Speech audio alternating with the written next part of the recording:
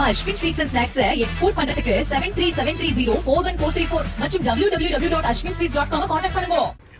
தேனி மாவட்டத்தில் நேற்று விடிய பெய்த கனமழையின் காரணமாக கம்பம் மற்றும் அதன் சுற்றுவட்டார பகுதிகளான உத்தமபாளையம், கூடலூர், சின்னமனூர், கோம்பை, தேவாரம் உள்ளிட்ட பகுதிகளில் வீடுகளுக்குள் நீர் புகுந்தது.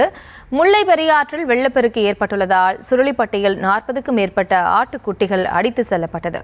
இது தொடர்பான விவரங்களோடு இணைகிறார் நமது செய்தியாளர் சத்யராஜ். வணக்கம். மேலும் விவரம். வணக்கம் பிரியங்கா.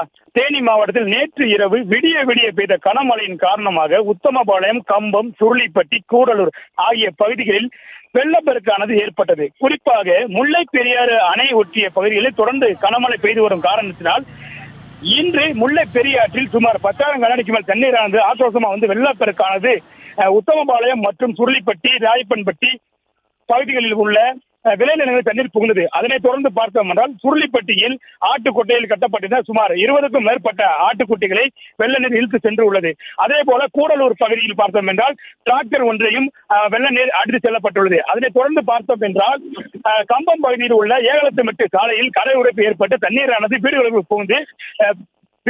புகுந்து பொதுமக்கள் பெரும் அவதிக்கு ஆளாகி வந்தனர். குறிப்பாக நள்ளிரவு நேரத்தில் தண்ணீரானது வீடுகளுக்கு புகுந்து அதில் இந்த மாட்டுக்கொட்டைகள் மற்றும் கட்டிடங்களை தண்ணீர் சென்றதனால் பொதுமக்கள் தங்களது உயிரை பிடித்துக் கொண்டு தப்பி ஓடி வந்தனர்.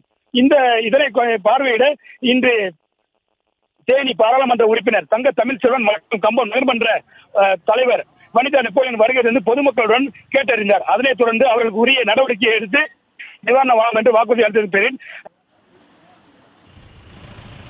விவரங்களுக்கு நன்றி சத்யராஜ். நம்ம Ashwin sweets and snacks export பண்றதுக்கு 7373041434 மற்றும் www.ashwinsweets.com கான்டாக்ட் பண்ணுங்க.